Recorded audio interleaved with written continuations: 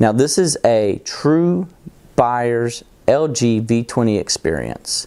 I asked the questions, he gave his honest opinion. All right, cool. All right, so Gary, you got the LG V20, right? Yes, I did. What did you have before that? I had a Galaxy Note 3. No. Samsung Galaxy Note 3. What did you have right before that? Oh, right. Yeah, we're forgetting about that. I had a Samsung Galaxy Note 7 twice. Okay, so you were part of the Note 7 horrible thing that went down. Yes, I was. Why did you choose the V20? What about the V20 made you choose it when you were basically forced to get rid of your current phone, which was at that time the Note 7? If I'm honest, it's like looking at the specs, looking at the comparative features, across some of the other platforms, because there were a few other phones in consideration. I mean, the Galaxy S7 Edge was in consideration, the iPhone 7 Plus was in consideration, even the Google Pixel XL was in consideration. And at the end of the day, there's a few things. Number one, the price. The price was hard to beat. I want to say it was $150 cheaper than the next closest option. The only exception to that would have been if I had gotten the Samsung S7 Edge. They were willing to throw in a couple of freebies that I probably could have made the price work out a little different. Now, is that because you would have needed more storage space?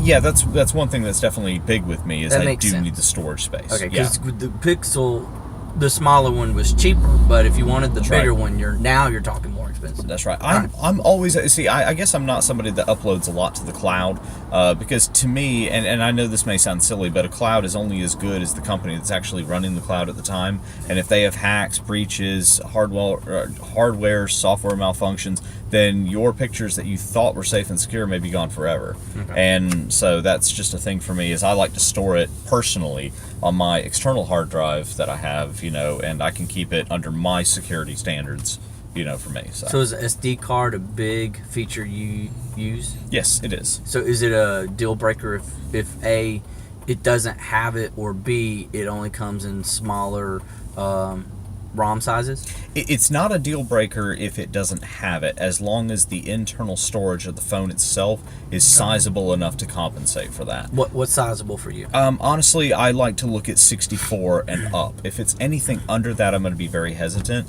The way that we record videos, and the way that we do pictures today, the file sizes will continue to get bigger and bigger and bigger and bigger as these phones and their capabilities evolve. I mean, before, I'm old enough to remember when the first camera phone on a cell phone was around 1 megapixel, and now we're able to record in ultra high definition. I mean, in a small amount of time, it's really amazing. So you wonder where it's going to go in 5 or 6 more years, and by the time you're 2 or 3 more generations of phones out, is 64 going to be looked at as the equivalent of having a 56K modem? Have you had to charge the phone before you went to bed? Yes, on a couple of occasions I've had to. Sometimes were those like ultra rare for you? Yeah, it's been on a few occasions. I wouldn't say it's ultra rare. I'm kind of one of those that also looks at battery life as saying, well, if I have below 20% and I'm still out somewhere, that's a bit of a risk for me, so I may go lower on my usage just to ensure I'm home with a place to charge it. But as far as the occasions of it, there are a couple of times where it has actually gone dead or gone down to where it's 5%, for example, and you lose screen brightness and all that. Where maybe you've had an app running in the background somehow, or something's draining your battery, to where that's had to occur. So do you think it's potentially an app in the background, or just the battery size in general? I actually think it's an app in the background. I tend to get very quick charging, and as far as my battery life, I've gone all day, and when I get home, I'll still have 50%. So for me, it really does depend on that usage and how the phone deploys, its resources to be able to preserve battery life. Okay, cool. Scale of 1 to 5. Okay. What do you rate the regular pictures, just the, snap a back from the back rear camera, just snapping a picture? What do you rate the camera? The picture quality that you're getting in bright daylight, the focus and everything like that. I mean, I've taken pictures of, one of the things I'll let take pictures of things like, natural things like plants or whatever, to test that for me, to sort of see what my range is. And there are some where you can literally see every vein and every petal of every flower, in the daylight. So that's pretty awesome. Now, if we're talking about low light, I think that this is where it does suffer a little bit more. I think that, especially if you have your flash off, and you're talking low light, you're not talking about darkness or anything like that. I think that you probably look at it about a 4 out of 5 on that. It definitely does drop the quality. There's a lot more noise in it. So that's some drawback for me. Okay. Have you tried the camera, the front camera? Have you tried it in any way, shape, or form? Selfies, social media, anything like that for any reason? Oh yeah, absolutely. I've tried it quite a bit actually. And again, it comes down to the amount of light. In bright daylight, it performs fantastic from what you can expect for a front camera. All right. Again, 5 out of 5. But the minute that you start to turn it around, the minute that you get into a lower light situation, that's when it drops down. And I would actually give that more of a 3 out of 5. Because you do get a lot of noise, and there's a lot of sort of fuzziness to it. Even if the beauty face part is sort of in the middle, it still seems like it's almost feathered and fuzzy looking sometimes. All right, so both front and back camera, low light's mediocre, perfect conditions under regular daylight is it's second perfect. to none, right? Perfect. So average 4 out of 5 stars. Yeah, I would imagine so. That's fair. Okay. All right, so you had a Galaxy Note 3. You traded it, you bought a Galaxy Note 2. No, Note 7. Note 7, sorry. That's right, yeah. You obviously liked the larger phones. Yes. That's your personal choice. Mm-hmm. So That's right. the question I have for you is the LG V20 a phone for anybody? Or is it, you have to have a special something you're looking for to choose this phone? I actually do think that it is for everybody. I don't think that it's sort of specific need or purpose bred. Again, it is large enough to where you can read everything on the screen without trying to squint at it or trying to make it bigger or anything like that, and that's one thing I like about the larger phones. I don't have to zoom in on everything I'm trying to see. And I have good eyesight. It's not like I have, terrible eyesight or anything like that. As far as the other part, I think the operating system is easy to use. The interface is easy to use. It's simplistic. I don't think it's any different really as far as usability from, say, Samsung's, user interface. I think anybody could use it, and I think it is a very user-friendly phone at the end of the day. Okay. Samsung jumping to LG. There's an obvious difference in their taste of what the user interface should look like and how it should interact. Mm-hmm. Good, bad, or negligible? I like Samsung's a little bit better. I really do. There was a couple of features on there that is just for everyday interface use that you enjoy just a little bit better.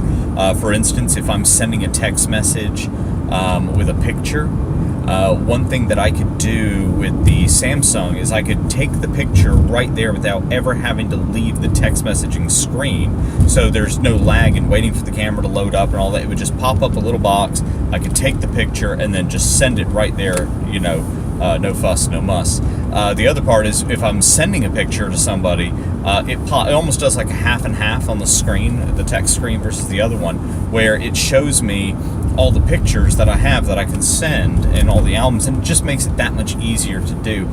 With the LG, you don't have that feature. And the other part, for instance, the way the gallery is sorted, it's very similar in that regard. However, if you're trying to look at your pictures, if you're trying to send one, what it does is it defaults it into file folders, and then you have to go look in the file folder and remember what the file folder name was and all that. It's just a little bit more cumbersome, a little bit more inconvenient. I wanted to ask you about the speed. Are you waiting at any point in time for it to complete the action, or you're jumping between apps? Are you ever waiting for it to actually make the jump? Sometimes there is a tad bit of lag. Sometimes, again, depends on what apps it's jumping to.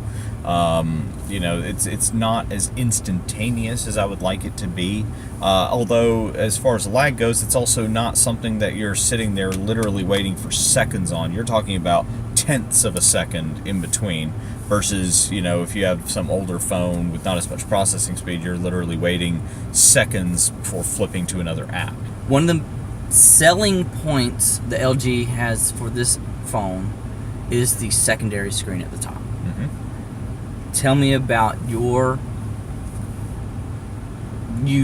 tell me about your experience with that second screen.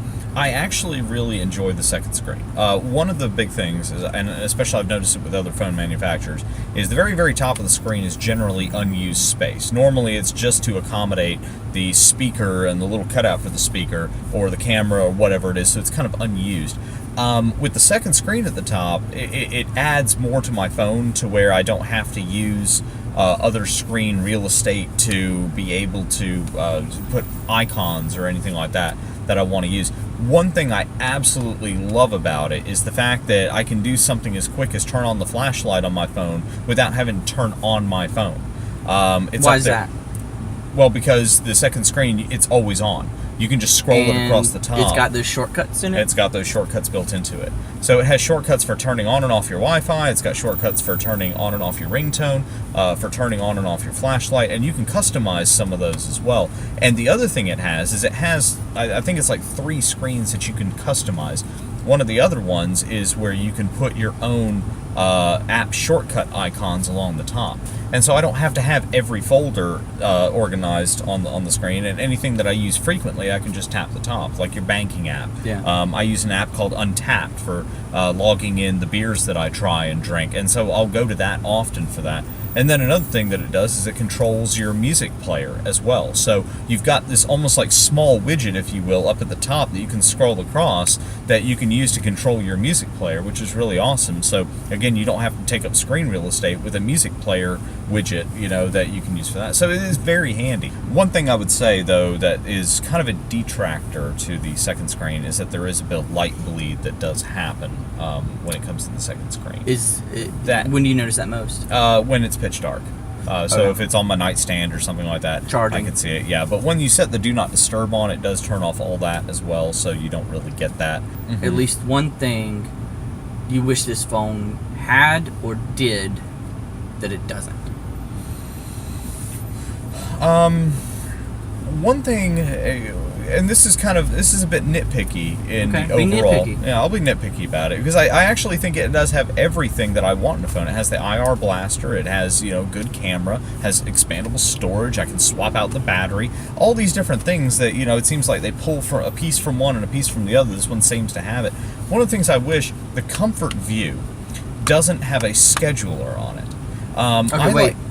What's Comfort View? Comfort View it's basically a different sort of filter. It's almost like a blue light filter. They had it on the Samsung Note 7, and I believe the other models as well. Imagine, you have your phone in front of you, and it sort of blares this white light at your eyes and everything. Especially as it gets close to bedtime, you're trying to relax your mind, you're trying to relax your eyes so that you can go to sleep. With Comfort View, if you set you can set a schedule, or you used to be able to on the Samsung, set a schedule to where at say 8 o'clock it would automatically turn this filter on. And so when you view your phone, it's a little bit more relaxing to look at, especially again as it's getting darker. It kind of keeps your body, your eyes on a regular daylight schedule, things like that.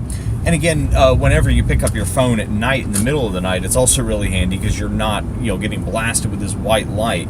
If you've woken up at 3 a.m. to a phone call or a text or something like that. So what does the V20 not do? The V20 has the Comfort View feature. However, what it doesn't do is it doesn't allow you to have it on scheduler. So it's either on or it's off.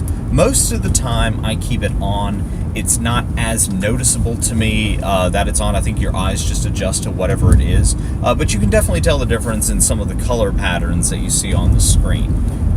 So it's kind of one of those, to each their own. But I like the scheduler feature because I never had to even think about it. It's almost like the phone was tailoring itself for me. It's just one of those added personalization features. Or you tailored it to yourself, you set it, and forget it. Yeah, that's right. That's right. All right. So overall, you're happy with your. How much did it cost? Absolutely. $720. Yeah, I think so. If I can remember correctly, it was around there. So you're happy with your $720 purchase? Yes, You bought it directly from the carrier. that's correct. Any downsides to the fact that you bought it from the carrier? Not really. You getting your updates? I've actually gotten a few security updates. There's been no formal update, to my knowledge, to the Android operating system. I think it's still on 7.0, if I recall correctly. I think I looked at it a couple of days ago. So, you know, if there has been an update or, you know, to another carrier's phone, I honestly don't know. So that's really good. Verizon, LG, somebody's working together to make sure you get your security updates. Okay, so even though LG hasn't really jumped out of the gate and making sure you have the most up-to-date version of the operating system, you at least have the monthly security updates. That's correct. That's correct. That's somewhat of a good win. So Right. That's good. Yeah, I mean, Monthly it's security updates from Verizon was not a very good selling point for them, but yeah. just like 2017, into 2016, beginning of 2017, they're beginning to turn around on that. And for me, I'll be honest, it's like, for me, I want an OS that works. And this one works.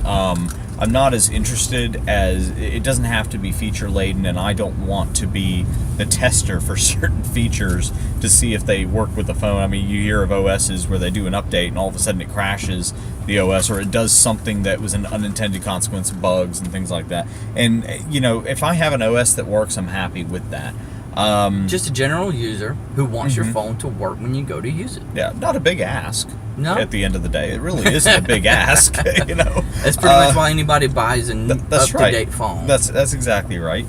You know, it would be cool if, you know, in the latest update of Android that LG does something as well to where the scheduler for Comfort View is a thing.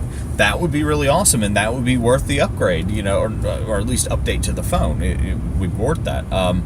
You know, but if I don't get it, well, it's not a deal breaker. It's just a slight inconvenience. It's no big deal. You know, or if LG does update, you know, a feature with the text message to go with, you know, the standard Samsung one that, you know, they offer, it mirrors that a little bit more, and that's cool too. Excellent. So, Gary, yeah. appreciate your feedback. My pleasure. Perspective of a general consumer who bought the LG V20 pretty much on the day it came out. Yes, it was the day So- it came out, yeah.